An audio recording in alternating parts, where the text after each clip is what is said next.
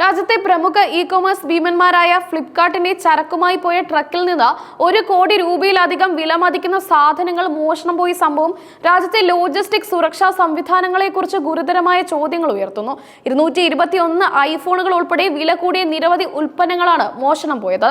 മോഷണത്തിന് പിന്നിൽ ട്രക്ക് ഡ്രൈവർക്കും സഹായിക്കും പങ്കുണ്ടെന്ന് പ്രാഥമിക അന്വേഷണത്തിൽ കണ്ടെത്തിയതിനെ തുടർന്ന് ഇരുവർക്കുമെതിരെ പോലീസ് കേസെടുത്തു. മുംബൈയിലെ ഭിവണ്ടിയിൽ നിന്ന് പുറപ്പെട്ട കാമിയോൺ ലോജിസ്റ്റിക് സൊല്യൂഷൻസ് പ്രൈവറ്റ് ലിമിറ്റഡ് എന്ന കമ്പനിയുടെ ട്രക്കിലാണ് വൻ കവർച്ച നടന്നത്.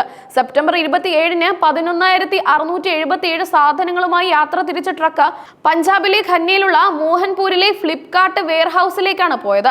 ഭരത്പൂർ സ്വദേശി നാസർ എന്നയാളും സഹായിയായ ചീട്ടുമാണ് ട്രക്ക് ഓടിച്ചിരുന്നത്. ട്രക്ക് ലക്ഷ്യസ്ഥാനത്ത് എത്തിയപ്പോഴേക്കും കോടിക്കണക്കിന് രൂപയുടെ സാധനങ്ങൾ നഷ്ടമായിരുന്നു.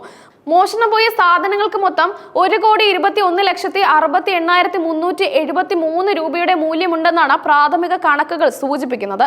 234 ഇനങ്ങളാണ് ട്രക്കിൽ നിന്ന് കാണാതായത്. നഷ്ടപ്പെട്ട വസ്തുക്കളിൽ 221 എണ്ണവും വില കൂടിയ ഐഫോണുകളാണ്. കൂടാതെ മറ്റ് 5 മൊബൈൽ ഫോണുകൾ, വസ്ത്രങ്ങൾ, ഐലൈനറുകൾ, ഹെഡ്ഫോണുകൾ, മോയ്സ്ചറൈസറുകൾ, പെർഫ്യൂമുകൾ, സോപ്പുകൾ എന്നിവയും മോഷ്ടിക്കപ്പെട്ടവയുടെ കൂട്ടത്തിലുണ്ട്. ഒരു ഇ-കൊമേഴ്സ് ഭീമിന്റെ ചരക്ക് വാഹനത്തിൽ നടന്ന ഈ മോഷണം കമ്പനിക്ക് വലിയ സാമ്പത്തിക നഷ്ടമാണ് ഉണ്ടാക്കിയിരിക്കുന്നത്.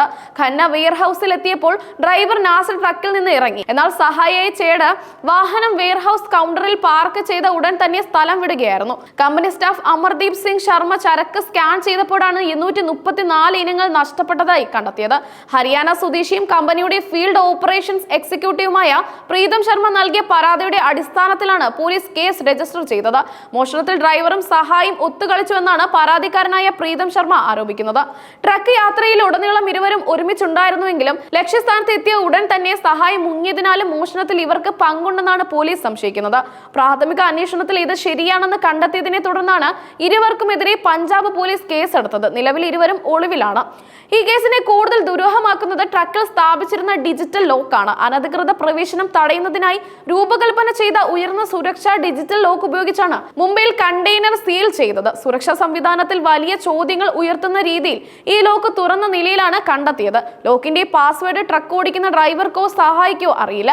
ലോക്ക് തുറക്കാൻ കഴിയുന്നത് ഡെലിവറി ചെയ്യുമ്പോൾ അംഗീകൃത വെയർഹൌസ് ഉദ്യോഗസ്ഥർക്ക് മാത്രമാണ്. എന്നിട്ടും യാത്രക്കിടെ ട്രക്ക് എങ്ങനെ തുറന്ന് സാധനങ്ങൾ കവർന്നു എന്നത് സംബന്ധിച്ച് പോലീസിന് വ്യക്തതയില്ല. ഡിജിറ്റൽ സുരക്ഷാ സംവിധാനത്തെ മറികടക്കാൻ പ്രതികൾക്ക് മറ്റാരുടെയെങ്കിലും സഹായം ലഭിച്ചിട്ടുണ്ടോ എന്നും പോലീസ് അന്വേഷിക്കുന്നുണ്ട്. DSP അമർപാൽ സിംഗ് ഭാട്ടി കേസിന്റെ അന്വേഷണ പുരോഗതിയെക്കുറിച്ച് മാധ്യമങ്ങളോട് സംസാരിച്ചു. മോഷണം സംബന്ധിച്ച് വിശദമായ അന്വേഷണം നടന്നു വരികയാണ്. ട്രക്കിന്റെ റൂട്ട് മാപ്പിലെ CCTV ക്യാമറ ദൃശ്യങ്ങൾ പോലീസ് പരിശോധിച്ചുകൊണ്ടിരിക്കുകയാണ്. ട്രക്ക് എവിടെയെങ്കിലും അസ്വാഭാവികമായി നിർത്തിയിട്ടുണ്ടായിരുന്നോ, ലോക്ക് തുറക്കാൻ ശ്രമിച്ചവരുടെ ദൃശ്യങ്ങൾ ലഭ്യമാണോ തുടങ്ങിയ കാര്യങ്ങളാണ് പ്രധാനമായും പരിശോധിക്കുന്നത്. ഇത്രയും വിലപിടിപ്പുള്ള സാധനങ്ങൾ കൊണ്ടുപോയ ട്രക്കിൽ മോഷണം നടന്നത് ഫ്ലിപ്കാർട്ടിന്റെ സുരക്ഷാ നിരീക്ഷണ സംവിധാനങ്ങളെക്കുറിച്ച് ഗുരുതരമായ ചോദ്യങ്ങൾ ഉയർത്തുന്നു. മൾട്ടി ലെയർ സുരക്ഷാ സംവിധാനങ്ങൾ ഉണ്ടായിരുന്നിട്ടും വൻ മോഷണം നടന്നത് കമ്പനിയുടെ ആഭ്യന്തര സുരക്ഷാ പരിശോധനകളിലെ പാളിച്ചകളാണ് വെളിവാക്കുന്നത്. കാർഗോ ട്രാക്കിംഗ് സംവിധാനത്തിന്റെ കാര്യക്ഷമതയും പുനഃപരിശോധിക്കേണ്ടതുണ്ട്. സംഭവത്തിന് പിന്നാലെ ഫ്ലിപ്കാർട്ട് കമ്പനി ആഭ്യന്തര അന്വേഷണം ആരംഭിച്ചിട്ടുണ്ട്. കാർഗോ ട്രാക്കിംഗ് സംവിധാനം പുനഃപരിശോധിക്കുകയും സുരക്ഷാ പ്രോട്ടോകോളുകൾ വിലയിരുത്തുകയും ചെയ്തു. ലോജിസ്റ്റിക്സ് പങ്കാളിയായ കാമിയോൺ ലോജിസ്റ്റിക് സൊല്യൂഷൻ സംഭവത്തിൽ വിശദീകരണം നൽകേണ്ടി വരും. ഇത്രയും വലിയൊരു മോഷണം കമ്പനിയുടെ വിതരണ ശൃംഖലയെ ബാധിക്കുമെന്ന കാര്യത്തിൽ സംശയമില്ല. ട്രക്കിന്റെ ഡ്രൈവർക്കും സഹായിക്കുമായുള്ള തിരച്ചിൽ പോലീസ് ഊർജിതമായി തുടരുകയാണ്. ഇരുവരെയും കണ്ടെത്തിയാൽ മാത്രമേ ഡിജിറ്റൽ ലോക്ക് എങ്ങനെ തുറന്നു എന്നതുൾപ്പെടെയുള്ള ചോദ്യങ്ങൾക്ക് കൃത്യമായ ഉത്തരം ലഭിക്കൂ.